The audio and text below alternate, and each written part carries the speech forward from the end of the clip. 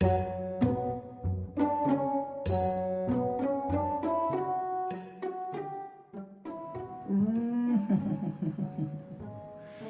পোড়াটাই পড়লুম রে ওই আমড়া গাছের ডাল ভেঙে।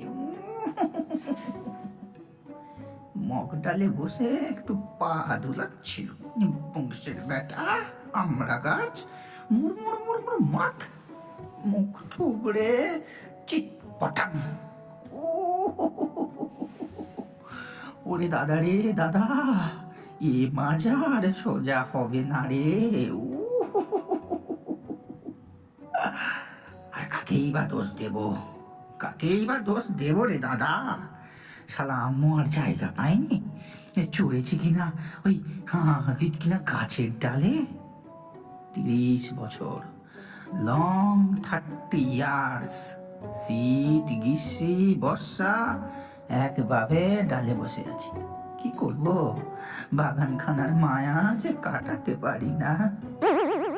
বাগানো দিল না বধূ, দাগানো দিল যে শুধু, আমি কি নিয়ে থাকি, বাগানো দিল না বধূ। জমিদার ছ্যাঁকড়া দত্ত জীবদ্দশায় যার যে জমিটার দিকে নজর দিয়েছে হাজম কাট কাট করে গিলে ফেলেছে। সব গিলেছি, পারিনি শুধু এই ওইটা, এই ফলের বাগানটা। নিজের বুদ্ধির দোষে আর হয়ে ওঠেনি। কি মনে হলো, এই ভাবলুম মুখ্য চাষাটা মনের সুখে ফলের গাছ লাগাচ্ছে, লাগাক লাগাক। আমার জাম আম কাঁঠাল লিচু কলম বসিয়ে বাগানখানা সাজাচ্ছে, সাজাক সাজাক, হাতের পাঁচ। একেবারে সাজানো বাগানখানা নেব, খাবো খাবো, ফলবতী হলে খাবো। ফল ধরবে, ফল ভরে ডালগুলো, এই ডালগুলো 10 মেসে পোয়াতির মতো ভেঙে ভেঙে ভেঙে ভেঙে খাবো খাবো। পাকক পাকক, পক্ক হোক রসালো হোক, খোসার নিচে ক্ষীর বাঁধু। যেই মুখ্যটা খেতে যাবে চু করে সাবড়ে নেব, নিংড়ে রস ছিবড়ে দেব।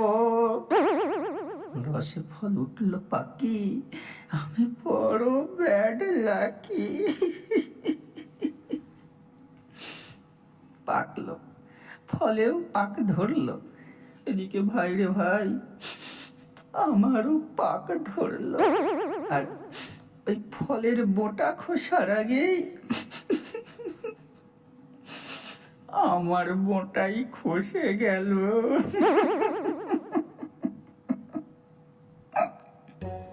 ওই তো ওই তো পেকেছে পেকেছে। কি পেকেছে, কি পেকেছে? ও মামা, কি চমৎকার, কি চমৎকার মুক্তমান কলা। যাই যাই দেখি আরো কি পাতলা শুকিয়ে।